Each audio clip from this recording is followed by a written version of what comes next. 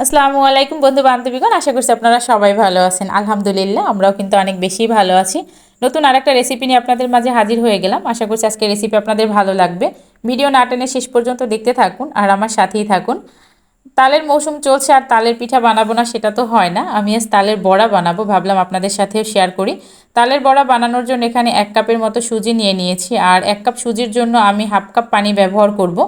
এ পর্যায়ে কিন্তু সুজি রেস্টে রাখার কোনো প্রয়োজন নেই। দিয়ে দিব 1.5 কাপের মতো তালের পিউরি। আর আমি পিউরিটা কিন্তু কোনো রকম জাল করিনি, একদম কাঁচা অবস্থায় রেখেছি, এতে করে কিন্তু বড়া থেকে খুব সুন্দর একটা ঘ্রাণ বের হবে। দিয়ে দিব স্বাদ মতো চিনি, আর খুব বেশি চিনি দিতে হয়নি কারণ তালটা অনেক বেশি মিষ্টি ছিল। দিয়ে দিব স্বাদ মতো নুন, আর দিয়ে দিব নারিকেল কোড়ানো। আপনারা চাইলে ব্লেন্ডার করা নারিকেলটাও দিতে পারেন, তবে বড়া বানানোর ক্ষেত্রে আমার কাছে কোড়ানো নারিকেলটাই বেশি ভালো লাগে।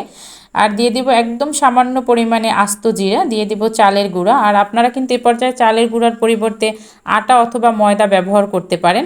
আমি এখন সবগুলো উপকরণ খুব ভালোভাবে মেখে নিব, একটু সময় নিয়ে কিন্তু মেখে নিতে হবে। আপনার ডোটা যত ভালোভাবে রেডি করবেন পিঠাটা কিন্তু অত বেশি পারফেক্ট হবে। এখানে কিন্তু তাড়াহুড়া করা যাবে না।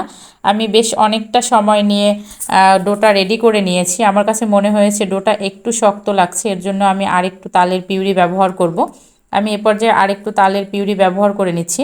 এখন আবার খুব ভালোভাবে মেখে নিব, আমি মথে মথে মেখে নিচ্ছি। আর এ পর্যায়ে কিন্তু চিনিটাও খুব ভালোভাবে গলে গেছে, আর স্মুথ একটা ডো কিন্তু রেডি হয়ে গেছে। আপনার ডো যত ভালো হবে পিঠা কিন্তু অত বেশি ভালো হবে, আর খেতেও বেশি স্বাদের হবে। এই যে দেখুন, আমি কিন্তু স্মুথ একটা ডো পেয়ে গেছি। পিঠা বানানোর জন্য ডো একদমই রেডি। এ পর্যায়ে আমি চুলায় একটা কড়াই বসিয়ে দিয়েছি, আর দিয়ে দিয়েছি রান্নার রেগুলার তেল। পর্যাপ্ত পরিমাণে তেল দিয়ে নিয়েছি, আর তেলটা গরম হওয়া পর্যন্ত অপেক্ষা করব। এই যে দেখুন, তেলটা কিন্তু খুব ভালোভাবে গরম হয়ে গেছে। এ পর্যায়ে আমি একে একে পিঠাগুলো ছেড়ে দিচ্ছি। এখন কিন্তু চুলার আঁচ কিছুতেই বাড়ানো যাবে না, তাহলে দেখা যাবে উপর থেকে পিঠাগুলো লাল হয়ে যাবে আর ভিতরটা কিন্তু কাঁচা থেকে যাবে।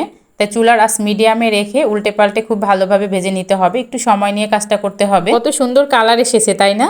আমি কিন্তু এভাবে সবগুলো পিঠা একে একে বানিয়ে নিয়েছি। আমার পক্ষে যদি সম্ভব হতো তাহলে আমি আপনাদের প্রত্যেকের বাসায় পিঠা পৌঁছে দেওয়ার ব্যবস্থা করতাম।